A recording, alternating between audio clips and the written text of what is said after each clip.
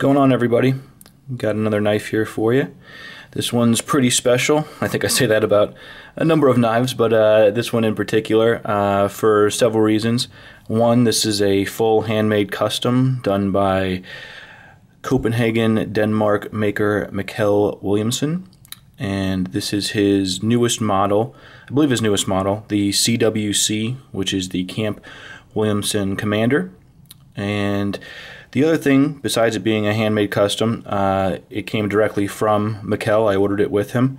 And beyond that, it is, at this point in time, the best customer service from a knife maker direct that I've ever had. As far as a full handmade custom for the whole process, as far as getting in contact with them, ordering it, getting it on time, getting it to the specifications I requested, everything. So I'm going to talk a lot about that in this video because I think it really is pertinent, both for consumers, collectors, users, anyone that's into custom knives, as well as knife makers themselves, to kind of get an idea of as far as what my personal experience is. Now, I can't say this is going to be for everybody. I'm not speaking for anybody else, but for me and the amount of time now that I've been in kind of the knife making or knife collecting community, or the knife community in general, his service on this piece was amazing. And we'll get into that in a second. Give you a look at both sides of this knife. This is a pretty big knife. I'll measure it in a minute because I don't think there's really any set specs on it. I mean, Mikkel, I'm sure, knows what the specs are, but it's not like most sites where you can go on a website and it lists all that stuff for you.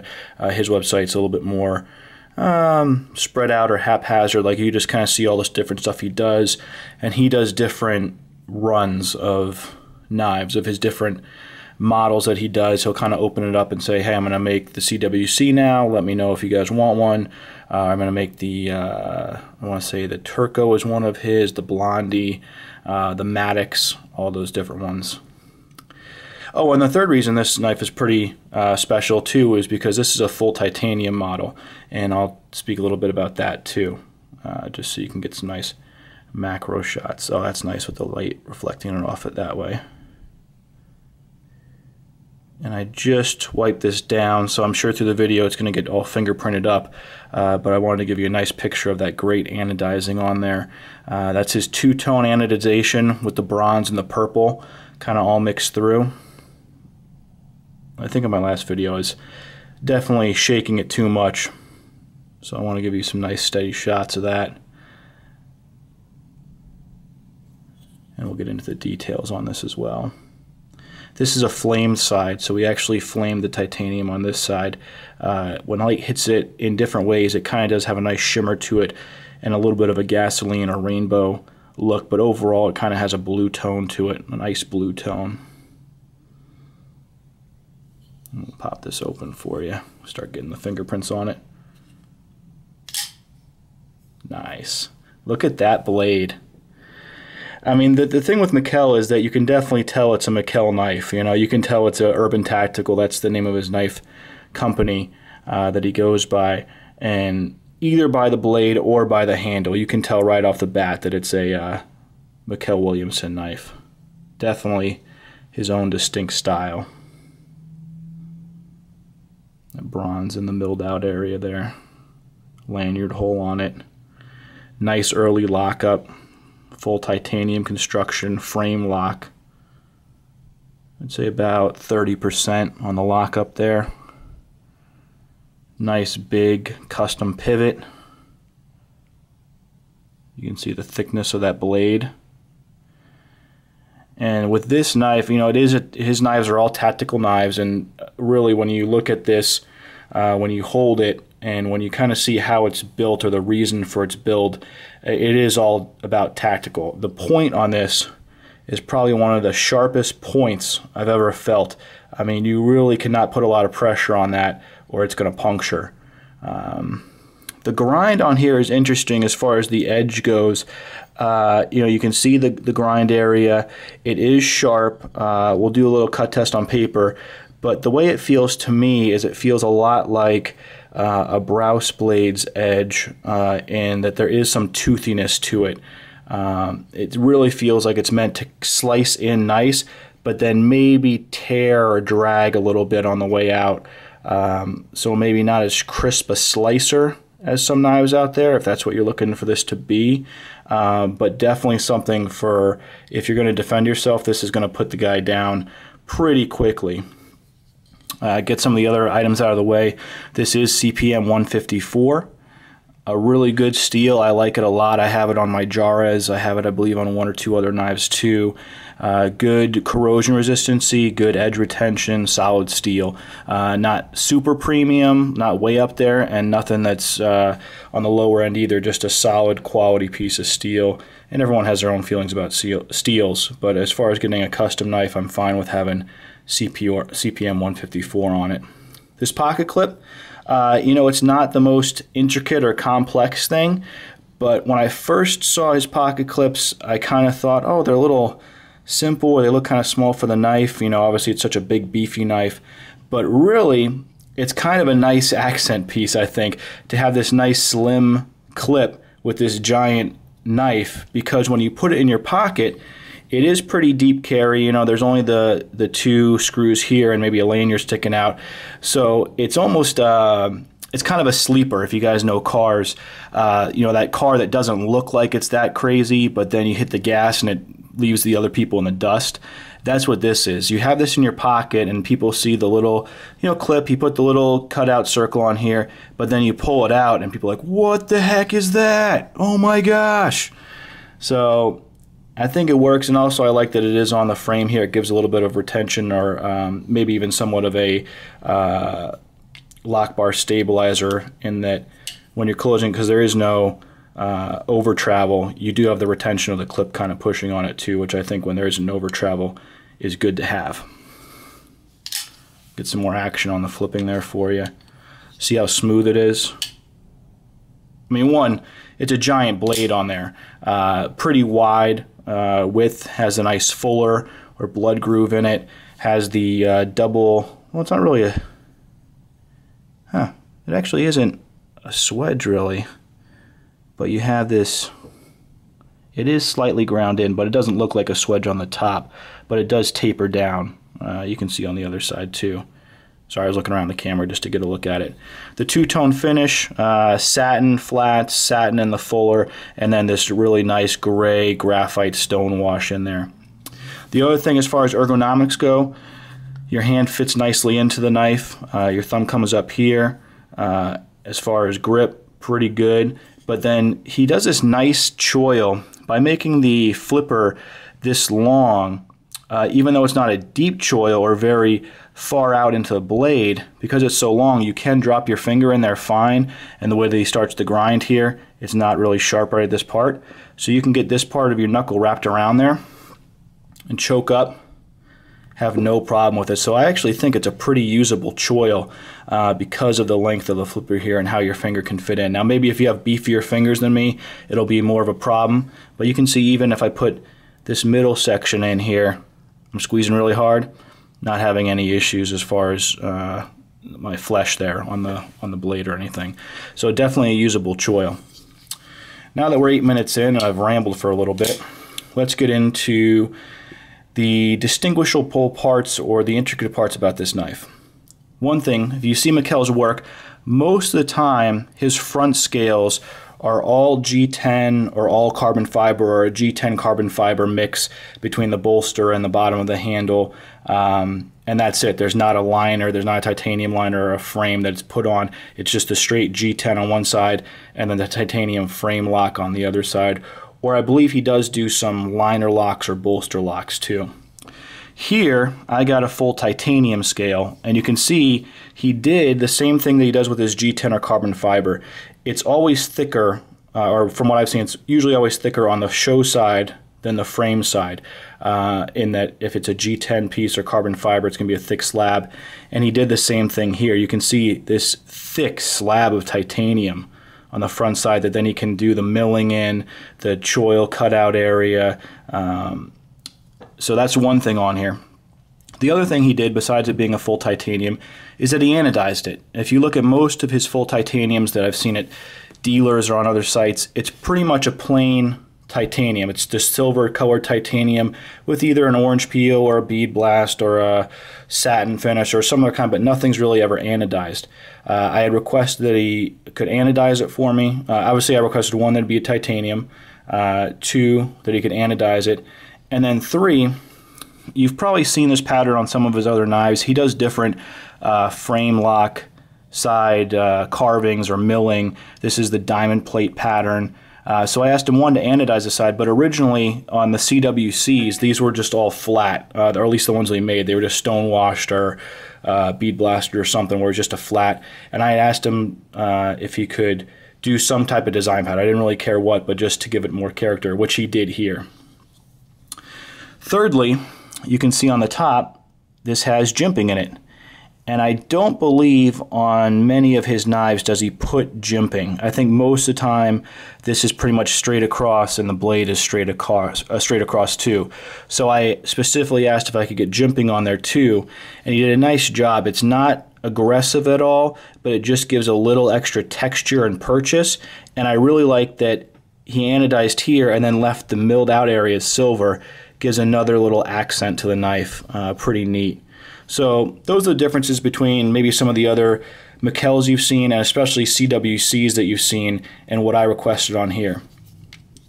Now, to get into his customer service, the story of this knife goes as this. I don't really know how Mikkel runs his books. Like I said, I think he pretty much rotates his models and puts it out in different ways that he's going to take orders, takes the number of orders he's going to take, and then closes the books again until the next model run comes out. So I had originally seen the CWC on Jim Skelton's channel, and then Mikkel, a little bit after that, posted on his Facebook page, which I forget what that's under, I think it's under Urban Tactical, that he was going to be doing a short run of CWCs. To message him on Facebook if you wanted one. He listed the starting price as, I believe, $800, and then immediately, I think within a week or two, that went up to $900 because I think he got flooded with orders or people reaching out to him. But that you could message him on Facebook.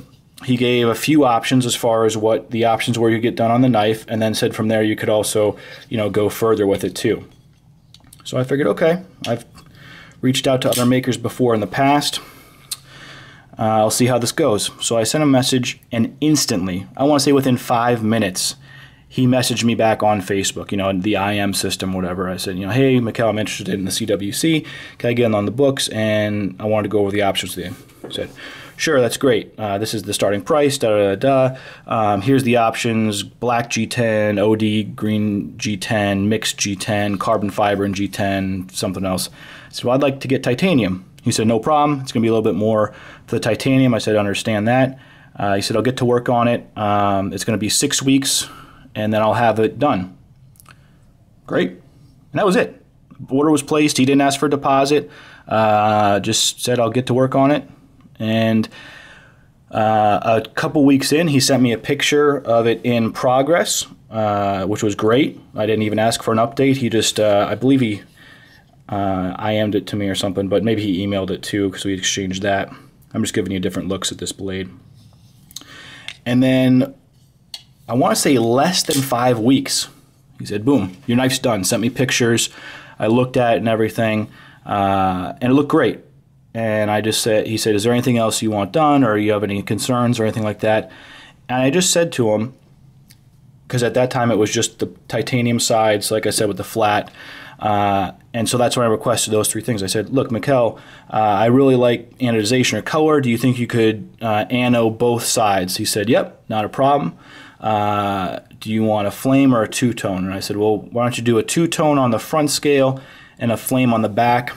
And he said, great. And I said, and could you do a pattern? I know I've seen you do kind of different cutouts or diamond plate patterns or whatever. He said, well, what kind of pattern do you want? I said, look, whatever you feel like doing, just so there's some other texture or look or design to the back side of the knife besides it being flat. I said, all right, I'll do that. And then I just said, one last thing, can you put jimping on the spine of the knife? He said, nope, not a problem. A day or two later, sent me pics with this side, and I believe the back too. I said, looks great. He said, I'll ship it out. And it was shipped out, all done, in less than 6 weeks.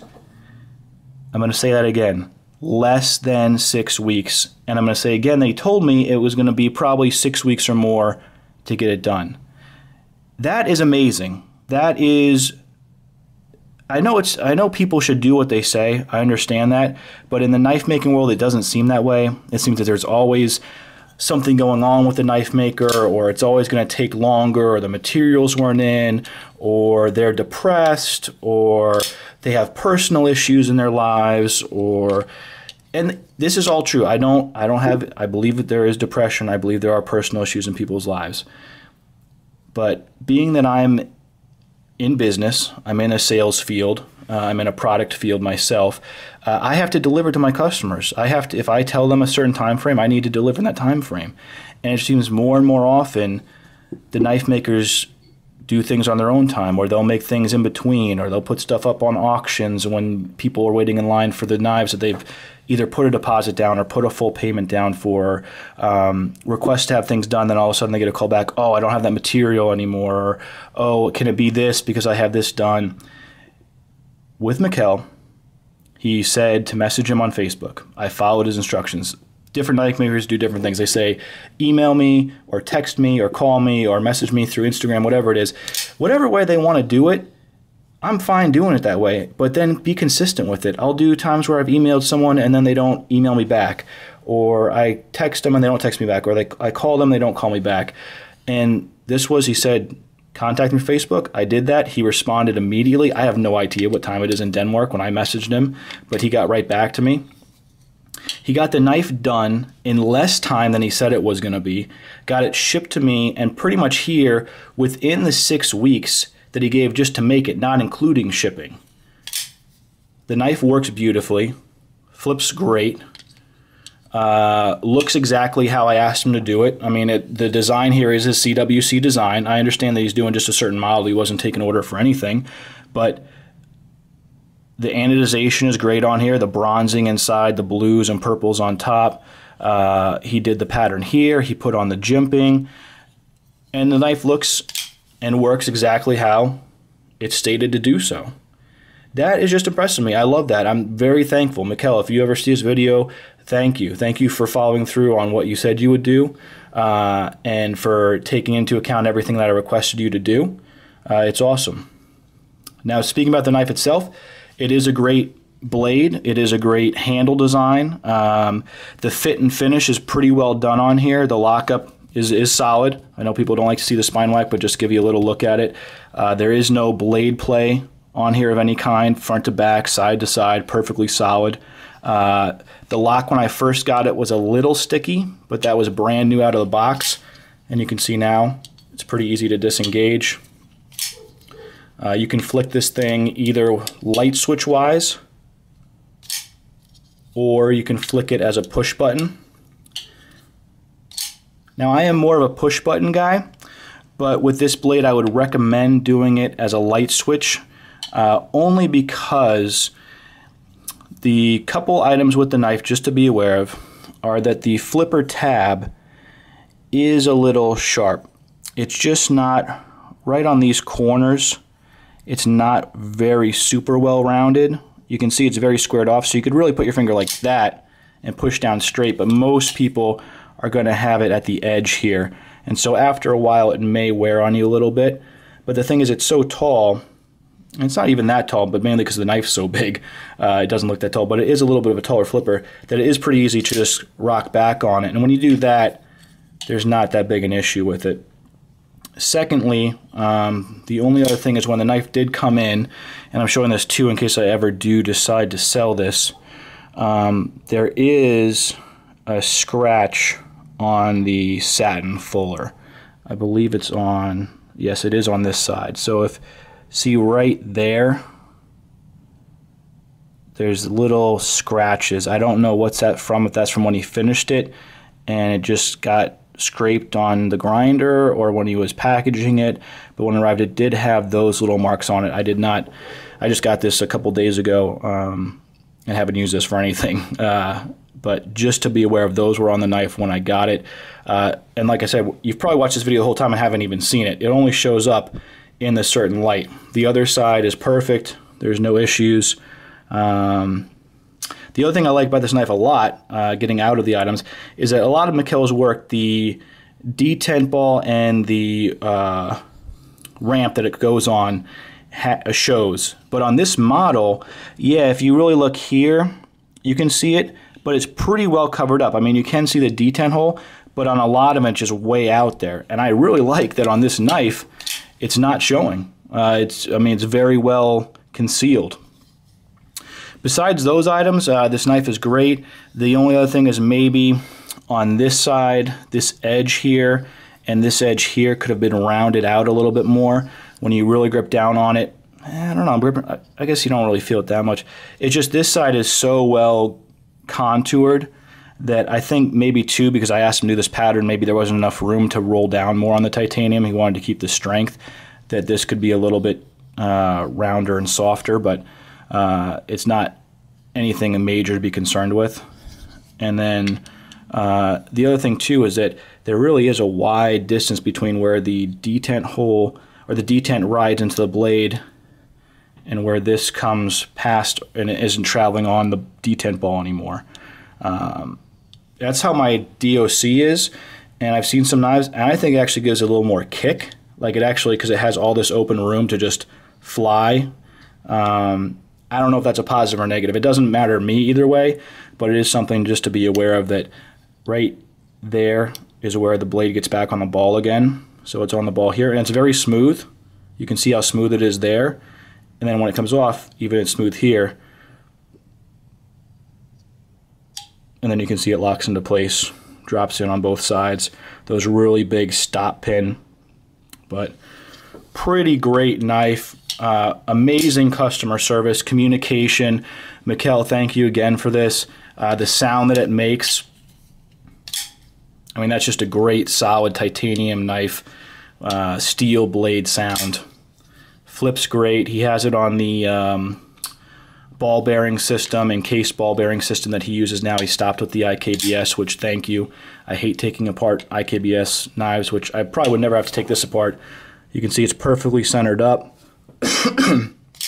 But I like the bearings where they're encased. It just makes me feel a little bit more at ease. Pocket clip has good retention. I did put it in the pocket.